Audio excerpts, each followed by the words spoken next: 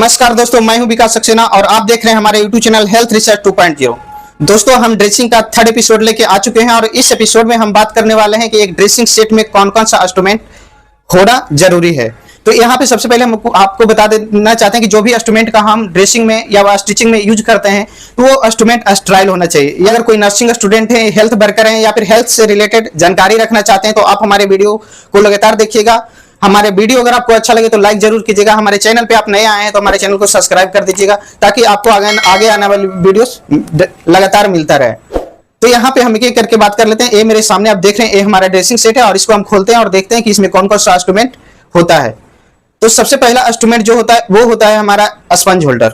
इस सामने मेरा देख रहे हैं, ये हमारा स्पंज होल्डर। तो इसके थोड़ा सा हम डिटेल में बात कर लेते हैं कि इसका काम क्या होता है। जब भी हम किसी वुंड को यानी ड्रेसिंग वुंड को क्लीनिंग करते हैं, यानी जो वुंड होता है उसके चारों तरफ पेंट करते हैं किसी भी एंटीसेप्टिक सॉल्यूशन से, तो उस समय हमको स्पंज होल्डर का जरूरत पड़ता है और हम अपने गॉजफिश और उस एंटीसेप्टिक सॉल्यूशन की सहायता से उस एरिया को क्लीन करते हैं।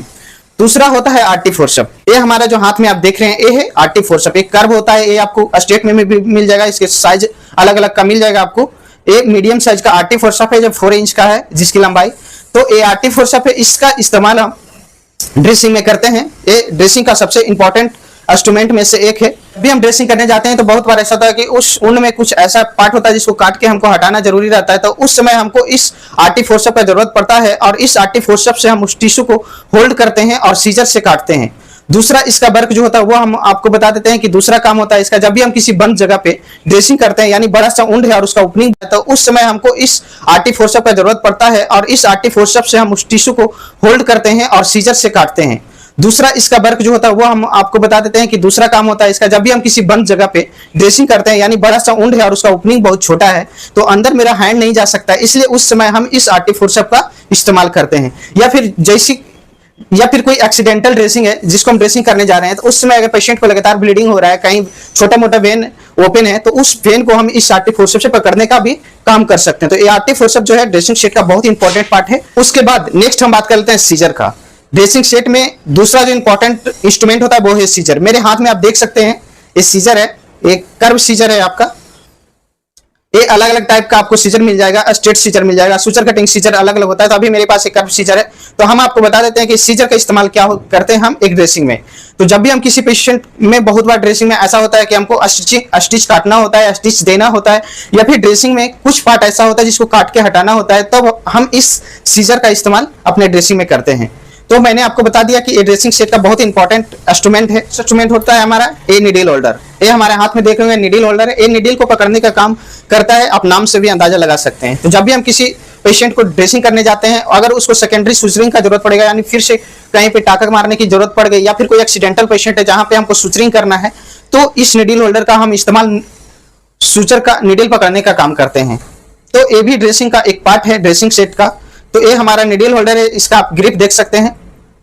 तो ये हमारा चौथा इंस्ट्रूमेंट हो गया मेरा ड्रेसिंग सेट का। उसके बाद होता है हमारा टूथ फोर्सप, यानी जब भी हम किसी पेशेंट को सुचरिंग करने जाते हैं या फिर कोई टिश्यू को होल्ड करना रहता है, तो इस टूथ फोर्सप का हम इस्तेमाल करते हैं। मेरे हाथ में देख रहे हैं टूथ फोर्सप। टूथ यानी दांत, ये दांत वाली फोर्सप है। ये अलग अलग टाइप का मिल जाएगा, प्लेन में मिल जाएगा, छोटा साइज में भी अलग अलग साइज का मिल जाएगा। ये तो 4 इंच का है, 6 इंच का भी आता है और इससे छोटा भी आपको मिल जाएगा।